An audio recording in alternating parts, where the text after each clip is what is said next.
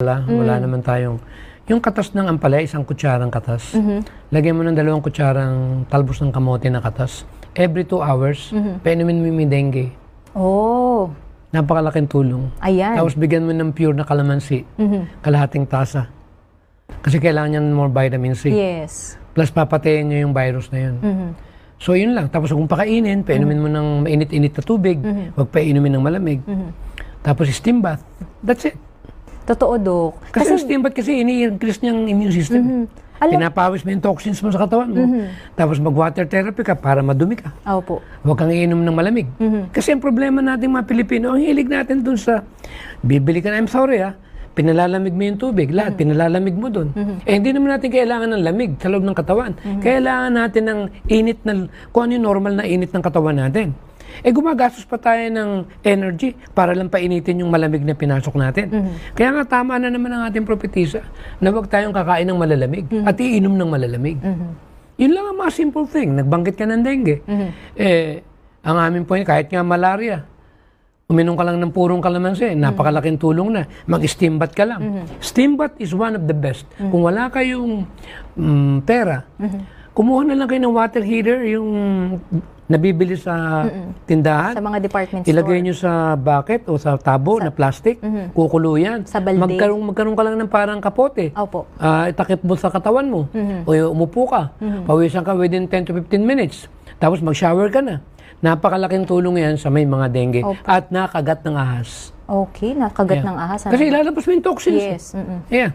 Dok, gusto ko lang din mag-add doon, no? Kasi Dok, ang ginawa namin talaga sa family namin, nung nalaman namin na na-dengue na-diagnose na yung bata, talaga nagpadala talaga kami ng mga, yung talbos ng kamote, Dok. Yung talbos ng kamote, pinakain namin sa bata. Sabi Maganda namin sa yung nanay. juice, pag ganun na. Yes, Dok. Tapos yung pinagkuluan nun, yung pinang-concoction nun, talagang yun din ang pinainom namin with calamansi, Dok. Amen. Yun, Amen. kaya sobrang sabi namin, naku, tapos pray lang talaga. Kaya maraming salamat po talaga. Sobra po talaga yung kagalakan namin. And we praise God for everything talaga na ginagawa niya. But we still need hospital. Yes, oo hindi naman, pwede Dok. natin komo. Yes. Kailangan madala pa rin. Hindi tayo yung nagda-diagnose sa atin pong mga kaibigan.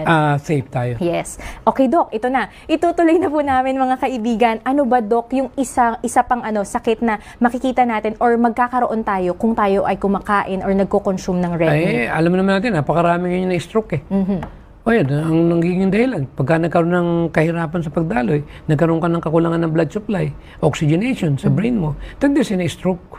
Ang isa sa pinaka-motivations ko, kasi naalala ko may pasyente ako na nagpunta sa aming tanggapan, lakas niya. Sabi ko sa kanya, dahil sabi nga niya, nakakaramdam na siya hindi maganda, sabi ko, baka po pwedeng mag-lifestyle diet ka na. Hindi raw niya kaya. After 3 months nung bumalik sa akin, na-stroke na siya. Ang lakad niya hindi na maganda. At pangalawa, pag nakikita ko yung itsura niya, naawa ako. Ang sabi nga niya sa akin, nag-vegetarian na siya. Pero ang tanong ko, mag-i-intay ka pa ba na may stroke? Totoo. Bago ka magbago. Yun yung number 1 na ibig kong ipaabot sa ating mga kababayan. Na huwag naman tayong masyadong hard-headed or something na kung pinag-usapan yung vegetarian para bang puro lang babawal yan. Hindi naman bawal, kundi ang pinopoint ko dito, napakahirap pag nandun ka na.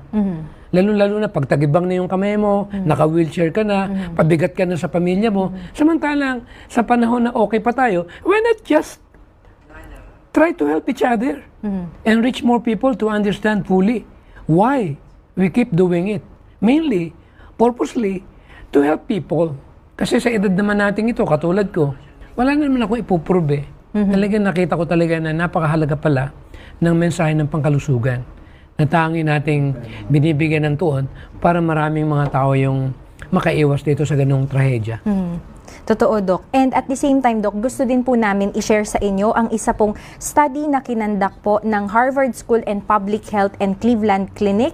Sabi po dito ay, frequently consuming red meat appears to increase the risk of stroke significantly, while choosing to eat other proteins such as nuts and legumes lowers the risk according to the study na yun po kinandak nga ng Harvard School. Kaya napaka-importante, Dok, kasi ito ay nung 2011 pa ng December. Kaya sinabi dito ni Professor ni Dr. Hu, nako talaga, I love Dr. Frank Hu ng Harvard University.